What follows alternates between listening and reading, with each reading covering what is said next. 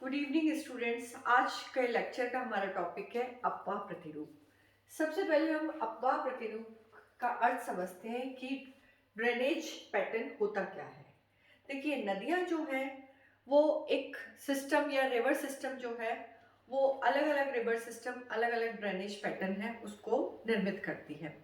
अब इसमें drainage pattern जो है वो किसी भी प्रदेश या क्षेत्र में नदी या अपवाह तंत्र के ज्यामितीय आकार एवं स्थानिक व्यवस्था को अपवाह प्रतिरूप नाम दिया जाता है। ये एक तरह का नदी और उसकी सहायक नदियों के द्वारा, जिसको कि हम नदी तंत्र कहते हैं, उसके द्वारा निर्मित एक डिजाइन होता है, एक प्लान होता है।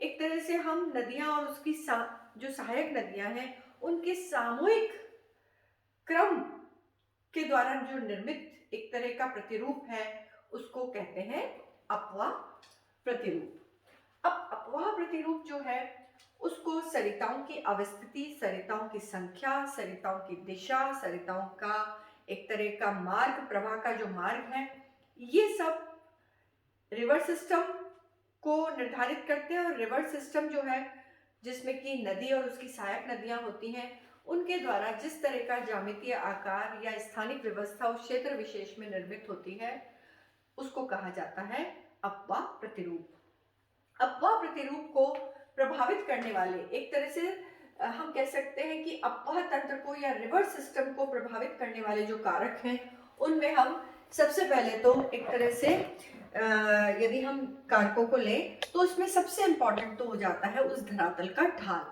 जिस धरातल पर नदियां हैं वो प्रवाहित हो रही हैं, उनका जो ढाल है वो मंद है या तीव्र है, या उनका डायरेक्शन, ढाल की दिशा क्या है, इससे प्रभावित होती हैं। इसके अलावा सतह के नीचे की जो चट्टानें हैं जिनको कि हम संरचनात्मक नियंत्रण के अंतर्गत, जिसमें संदिश, जोड़, विवर, इस तरह की जो संरचनात्मक नियंत्रण वाली जो कारक हैं वो इसमें इंपॉर्टेंट हो जाते हैं।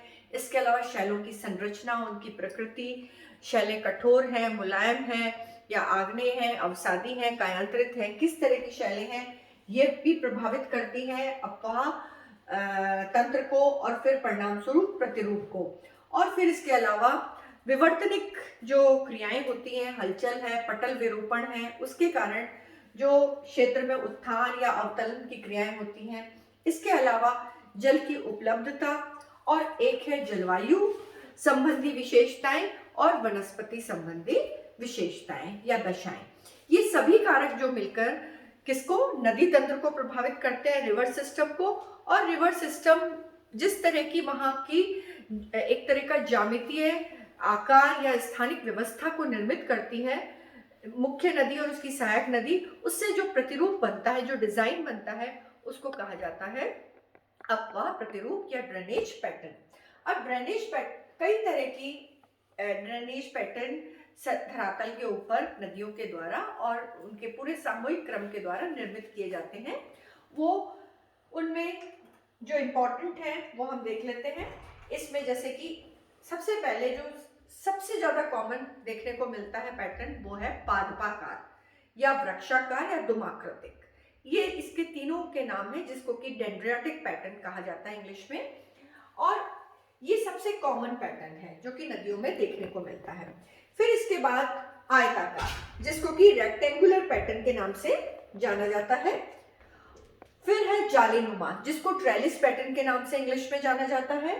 फिर है समानांतर पैरेलल ड्रेनेज पैटर्न, अभिकेंद्रीय सेंट्रिपिटल, अपकेंद्रीय सेंट्रीफ्यूगल या इसको रेडियल अरीय प्रतिरूप भी कहा जाता है। वलयाकार एन्युलर, इसको चक्राकार क्रम में बहती है इसलिए ये चक्राकार क्रम के नाम से भी जाना जाता है। कंटकीय बाग्ड पैटर्न, सरिता अपहरण के कारण जो बनता है, ये बाग पैटर्न जो है इसको कंटकीय कहा जाता है हिंदी में। फिर हैरिंग अस्थि, जिसको हैरिंग जो मछली है उसकी बोन के शेप के आधार पर हैरिंग बोन पैटर्न के नाम से जाना जाता है। फिर है परनुमा, परनुमा मतलब पिनेट पैटर्न, पक्षी के पंख के आकार का जो है वो परनुमा। फिर है प्रच्छन्न और अनिश्चित, इनडिटर्मिनेट और इंटरमिटेंट, इसको कहा जाएगा इंटरमिटेंट प्रच्छन्न को, जिसको कि आंतरायिक भी कहते हैं हिंदी में, और अनिश्चित जिसको कि इनडिटर्मिनेट या अनिश्चित पैटर्न, जो कि एक तरह से शुष्क और अर्धशुष्क भागों में और भाबर क्षेत्र में देखने को मिलता है। फिर इसके बाद है भूमिगत अंडरग्राउंड, जो कि चूना पत्थर वाले जो प्रदेश है वहां पर देखने को मिलता है। तो इस तरह से ये टोटल एक तरह से मुख्य रूप से हम 13 जो अपवाह प्रतिरूप है उसको हम अपने लेक्चर में कवर करेंगे, जिसमें मैं आज 3 प्रतिरूप हैं उनके बारे में मैं आपको इस लेक्चर में चर्चा करूंगी इसमें। तो सबसे पहले तो हम ले लेते हैं पादपाकार, वृक्षाकार या दुमाकृतिक। ये जो पैटर्न है, सबसे पहले तो हमें पैटर्न का नाम क्या है? पैटर्न का नाम है वृक्षाकार। इसको वृक्षाकार को पादप के नाम पे, पादप का मतलब भी होता है वृक्ष या प्लांट, तो इसको पादपाकार भी कहा जाता है और एक दुमाकृतिक भी कहा जाता है इसको। ये तीनों जो नाम है वो इस पैटर्न के, वृक्षाकार पैटर्न के, और इसको डेंड्रियाटिक पैटर्न के नाम से जाना जाता है। डेंड्रियाटिक, डेंड्रियाटिस से बना है। ये ग्रीक भाषा का शब्द है जिसका मतलब होता है ट्री लाइक। तो ये एक तरह से ये जो इसमें मुख्य नदी और उसकी सहायक और सहायक नदियों ने मिलकर जो पैटर्न बनाते हैं वो बिल्कुल एक वृक्ष के समान होता है। जैसे कि हम जानते हैं कि एक वृक्ष में एक मुख्य तना होता है और उसकी शाखाएं और प्रशाखाएं होती हैं, उसी तरह से इसमें जो मुख्य नदी है उस मुख्य नदी से आकर उसकी सहायक नदियां हैं वो न्यून कोण पर मिलती हैं और उसके बाद उसकी और उप शाखाएं जो हैं वो सहायक नदियों में मिलती हैं। तो इस तरह से सबसे पहले तो अभी किस तरह के प्रदेश में विकसित होती है, किस तरह के धरातल में, वो हमें समझना होगा। इसके लिए धरातल ऐसा होना चाहिए जो बिल्कुल समतल हो, सपाट हो, चौरस हो। समतल, सपाट और चौरस और समरूपी संरचना वाला धरातल, जैसे कि ग्रेनाइट आग्नेय चट्टान वाला जो प्रदेश होता है उनमें ये पादपाकार जो प्रतिरूप है वो ज्यादा देखने को मिलता है। और इसके अलावा कायांतरित शैलों या अवसादी शैलों वाले भागों में भी दिखता है, लेकिन सर्वाधिक जो यदि हम देखने की बात करें तो ये सर्वाधिक एक समरूप धरातल वाला जो भाग होता है, जैसे कि ग्रेनाइट आग्नेय चट्टान वाला जो क्षेत्र है वहां पर ये ज्यादा देखने को मिलता है। तो उसमें सबसे पहले तो जो मुख्य नदी होती है वो मुख्य नदी है उसका उद्गम होता है। और मुख्य नदी का, जैसे कि हम इस फिगर को देखते हैं, इस चित्र में ये मुख्य नदी है, इसका उद्गम होने के बाद ये मुख्य नदी में सबसे पहले तो मुख्य नदी का आविर्भाव होता है उस समतल सपाट चौरस स्थान पे, और उसके बाद उसकी सहायक नदियां हैं उससे आकर मिलती हैं, न्यून कोण पर मिलती हैं। और इसमें संधि या जोड़ जो है उनका एक तरह से सिग्निफिकेंस नहीं होती है और इसलिए संरचनात्मक नियंत्रण इसमें कम देखने को मिलता है। और अब ये जो सहायक नदियां इसमें आकर मिल रही हैं वो न्यून कोण पर मिल रही हैं, और जैसे जैसे विकास क्रम के साथ सहायक में और उपसहायक नदियां हैं वो जुड़ती चली जाती हैं, बिल्कुल ऐसे ही जैसे कि एक जो वृक्ष होता है उसके तने के साथ उसकी शाखाएं और प्रशाखाएं होती हैं, निकली रहती हैं, उसी तरह से इसमें भी ये शाखाएं और प्रशाखाओं की तरह ही इसमें जुड़ जाती हैं वो, और सहायक नदियां इसके साथ, और अपना जल है वो इसमें आत्मसात होता चला जाता है मुख्य नदी के अंतर्गत।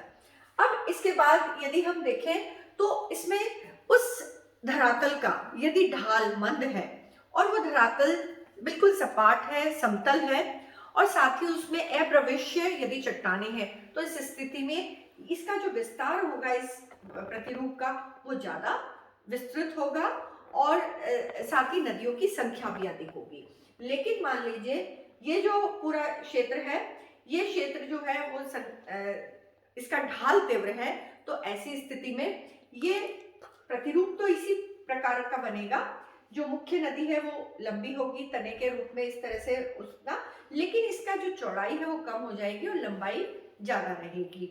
और ये इसके लिए प्रवेश्य यदि मान लीजिए वहां की चट्टानें मतलब उसमें छिद्र युक्त है वो चट्टानें, तो ऐसे में तीव्र गति से वो कटाव करेंगी नदियां और उसका फैलाव है वो कम होगा।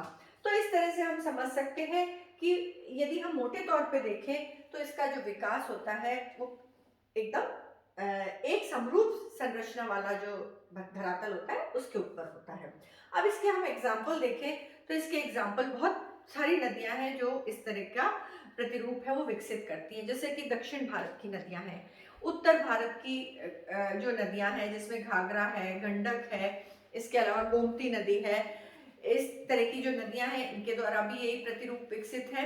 और यदि हम देखें तो इस तरह का जो प्रतिरूप है वो छत्तीसगढ़ बेसिन में महानदी बेसिन और उसकी सहायक नदियों रायगढ़ बेसिन, हसदो जो नदी है उसका बेसिन, इसके अलावा सुहागपुर बेसिन, ये सब में भी ये विकसित है। इसके अलावा छोटा नागपुर का जो क्षेत्र है उसमें भी इसी तरह की जो प्रतिरूप है नदियों के द्वारा विकसित किए गए हैं। तो ये जो है प्रतिरूप, इसमें हम ये देखते हैं कि इसमें सबसे ज्यादा ये देखने को मिलता है, ये क्वेश्चन बनता है। फिर इसके बाद यदि हम वर्ल्ड में देखें तो विश्व में भी बड़ी बड़ी नदियां हैं, जैसे दक्षिणी अमेरिका की अमेजन नदी है, अफ्रीका की कॉन्गो और ऑरेंज रिवर है। इसके अलावा यदि हम देखें तो पूर्व सोवियत संघ में जो वोल्गा है, नीपर है, नीस्टर रिवर है, वो इसके अंतर्गत आती है इसी तरह की। इसके अलावा उत्तरी अमेरिका की यदि हम देखें तो मिसिसिपी और ओहियो नदियों के द्वारा भी यही प्रतिरूप विकसित किया गया है। और इसके अलावा पो नदी है इटली की, उसके द्वारा भी इसी तरह का प्रतिरूप है वो निर्मित किया गया है। अब इसके बाद हम आते हैं, सेकंड नंबर पे आता है जालीनुमा। जालीनुमा प्रतिरूप जो है, जिसको ट्रेलिस पैटर्न के नाम से जाना जाता है, ये ट्रेलिस जो पैटर्न है, ये पैटर्न जाली के आकार का हो। इसमें जो सरिताएं हैं वो बिल्कुल एक जाल के सदृश एक तरह से अफवाह प्रतिरूप को विकसित करती है। अब सबसे पहले तो हमें ये समझना है कि किस तरह के क्षेत्र में ये विकसित होता है। तो ये मुख्य रूप से जो सरल वलित पर्वत वाला जो क्षेत्र होता है, वहां पर जहां पे कठोर और मुलायम चट्टानें हैं वो समानांतर रूप से पाई जाती हैं, एक के बाद एक, वहां पर ये विकसित होता है। इसमें आप, ये मैंने एक फिगर बनाया है, इसमें आप देखिए कि इस तरह का जो वलित क्षेत्र जो होता है, वलित संरचना को रखने वाला जो उच्चावच होता है, जिसमें कि वलन पाए जाते हैं। अब इन वलन में ये अपनति है, ये अभिनति है। तो एक तरह से अपनतीय कटक वाला क्षेत्र और अभिनति की घाटी वाला क्षेत्र। तो ये अपनतीय कटक वाला क्षेत्र है और इधर ये जो बीच में है ये घाटी है। तो अभिनतीय जो घाटी वाला क्षेत्र है, ये वाला जो मध्य में अभिनतीय घाटी वाला जो क्षेत्र है जो कटकों के बीच में है, यहाँ पर तो मुख्य अनुवर्ती नदी है वो प्रवाहित होती है। तो इसमें अनुवर्ती जो क्रम होता है, जो कि ढाल का अनुसरण करने वाली जो नदियां होती हैं, वो क्रम इसमें विकसित होता है। तो एक तरह से आप ये समझिए कि ये कटक है और कटक वाला जो हिस्सा है वो एक तरह से क्या है, अपनति वाले कटक हैं। ये वाला जो हिस्सा है ये कटक वाला क्षेत्र है और जो बीच में है ये है अभिनति की घाटी। तो इस तरह से अभिनतीय जो घाटी है या सिंक्लिनल जो वैली है, उसमें तो जो मुख्य नदी है जिसको कि मुख्य अनुवर्ती नदी कहेंगे, और ये चूंकि अनुदैर्ध्य ढाल का अनुसरण कर रही है, इसीलिए इसको अनुदैर्ध्य अनुवर्ती नदी भी कहा जाता है। तो ये जो नदी है ये मुख्य नदी है। इस मुख्य नदी में यहाँ पर, जैसे मैं यहाँ पर वापस बना के आपको बताती हूँ कि ये मुख्य नदी प्रवाहित हो रही है और इसके दोनों तरफ, तो ये अभिनति में प्रवाहित हो रही है, इसलिए अभिनतीय अनुवर्ती मुख्य सरिता कहलाएगी। और इसमें दोनों तरफ से जो अपनतीय जो कटक वाले जो भाग हैं, इनमें से निकलती है नदियां, सहायक नदियां, और वो आकर समकोण पर मिल जाती है, किससे, मुख्य नदी से। और चूंकि ये पार्श्व से नीचे उतर रही है, इसलिए इनको लेटरल एक तरह से कॉन्सिक्वेंट स्ट्रीम के नाम से भी जाना जाता है। और ये मुख्य एक तरह से इनकी प्राथमिक सहायक नदियां हैं, किसकी, मुख्य नदी की। तो इस तरह से प्राथमिक सहायक नदियां हैं वो समकोण पर मिल रही हैं। इसके बाद द्वितीय जो सहायक नदियां हैं ये कहलाएंगी परवर्ती नदी। तो एक तरह से मुख्य अनुवर्ती नदी की सहायक जो है वो परवर्ती नदी है। परवर्ती नदी को किस नाम से और जाना जाता है, इनको पार्श्विक या अनुप्रस्थ अनुवर्ती नदी के नाम से भी जाना जाता है। ये मिलती है और ये द्वितीय एक तरह से इनमें जो प्राथमिक सहायक कहलाती है ये, और इनमें जो द्वितीय सहायक है, तो यहाँ पर मैं आपको जैसे बताती हूँ कि सपोज करिए ढाल का अनुसरण करते हुए ये आपकी अनुवर्ती नदी है, वो फ्लो कर रही है उस क्षेत्र में, और यहाँ से आकर समकोण पर मिल रही हैं ये सहायक नदियां। तो ये तो अनुवर्ती है, कॉन्सिक्वेंट, और ये सब्सिक्वेंट है जो कि इसकी प्रथम या प्राथमिक सहायक है। इनमें जो दूसरी इस परवर्ती नदी में जो इसकी सहायक मिल रही हैं वो अनुवर्ती से डायरेक्ट नहीं मिल रही हैं, बल्कि किससे मिल रही हैं, इस परवर्ती से मिल रही है, जिसको सब्सिक्वेंट कहेंगे। तो ये जो सेम डायरेक्शन में फ्लो कर रही है अनुवर्ती की, वो तो कहलाएगी नवानुवर्ती, और जो विपरीत डायरेक्शन में जा रही है वो प्रत्यानुवर्ती। तो इस तरह से ये नदियां भी क्या है, सेकेंडरी एक तरह से ट्रिब्यूटरी के रूप में ये मिल जाती हैं, किसमें, परवर्ती नदियों में। और पूरे क्षेत्र में नदियों का पूरा एक अनुवर्ती क्रम बन जाता है, और ये जो क्रम है ये पूरा जाल को बना देता है, इसीलिए इसको जालीनुमा प्रतिरूप के नाम से है वो जाना जाता है। और ये जालीनुमा जो प्रतिरूप है ये मुख्य रूप से वलित पर्वत वाला जो क्षेत्र है, जैसे कि हिमालय पर्वतीय क्षेत्र है, उनसे निकलने वाली जो उत्तरी भाग की जो नदियां हैं वहां पर इस तरह का बनता है क्षेत्र।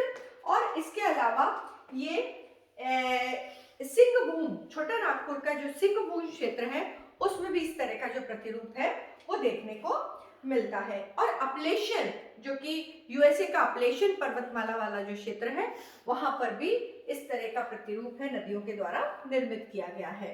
फिर इसके बाद हम आ जाते हैं थर्ड नंबर पे, आयताकार प्रतिरूप। आयताकार जो प्रतिरूप है ये रेक्टेंगुलर पैटर्न के नाम से जाना जाता है। अब आयताकार प्रतिरूप या रेक्टेंगुलर पैटर्न कहाँ देखने को मिलता है, ये मुख्य रूप से ऐसे क्षेत्रों में देखने को मिलता है जहां की चट्टानी संरचना बहुत कठोर होती है, लेकिन उस कठोर चट्टानी संरचना वाले जो भाग हैं उसमें आयत के आकार की संधियां और जोड़ है वो पाए जाते हैं, जो कि इस तरह से आयत के आकार में संधियां और जोड़ उस क्षेत्र में देखने को मिलते हैं। और इस संधि और जोड़ के सहारे जो सरफेस वाटर है, सतह का जो जल है, वो इन जोड़ों में प्रवेश कर जाता है।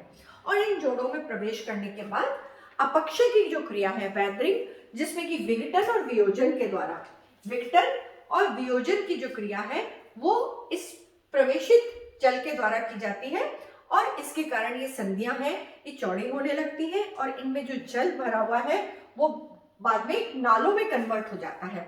और नालों में कन्वर्ट होने के बाद जब ये और अधिक इनमें विघटन और वियोजन की क्रिया होती है तो ये जल फैलकर फिर धाराओं में परिवर्तित हो जाता है। तो इस तरह से हम देखें तो इस पूरे प्रदेश में ये संधियों के सहारे और जोड़ों के सहारे नदियां हैं वो प्रवाहित होती हैं। तो ये एक तरह का, ये जो नदियां एक दूसरे से मिलती हैं वो समकोण पर मिलती हैं, और समकोण पर जो मिल रही हैं वो किसी ढाल के कारण, या जैसे कि जालीनुमा में होता है कि नति और नतिलंब के द्वारा निर्धारित होता है इनका मिलने का स्थिति, जबकि इसमें जो मिलन है उसमें कोई भी इसमें ढाल से इसका कोई संबंध नहीं होता, नति और नतिलंब से निर्धारित नहीं होता है इनका मिलन, बल्कि ये इनका जो मिलना होता है वो इन संधियों के आयताकार स्वरूप के कारण है, कि ये संधियां जो है वो आयत के रूप में उस क्षेत्र में पूरी फैली हुई है, जिसके कारण कि ये आयताकार प्रतिरूप है उसमें विकसित हो जाती है। तो इस प्रतिरूप में हम देखते हैं कि इसमें तो जो पूरा जाल जो है वो पास पास बना हुआ होता है, जबकि इसमें जो जाल होता है वो दूर दूर बना हुआ होता है।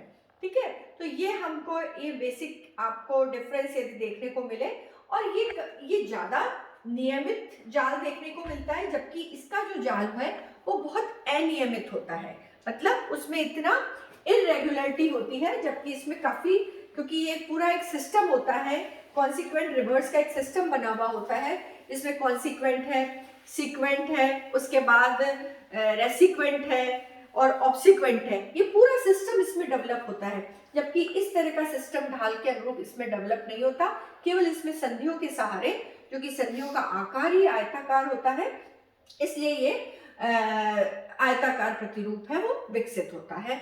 और ये इरेगुलर होता है और ये कंपैरेटिवली काफी नियमित देखने को मिलता है।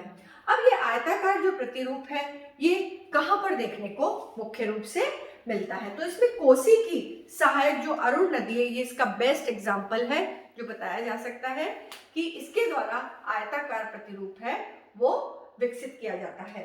और इसके अलावा यदि हम देखें तो इसमें नॉर्वे तट और कोलोराडो नदी जिसने कि ग्रैंड कैनियन जो बनाई है वहां पर भी आयताकार प्रतिरूप है वो विकसित है। तो ये हमने 3 जो एक तरह से प्रतिरूप हैं इनको कवर किया है आज। और बच्चों, थैंक यू सो मच, आपको मेरा लेक्चर अच्छा लगा होगा।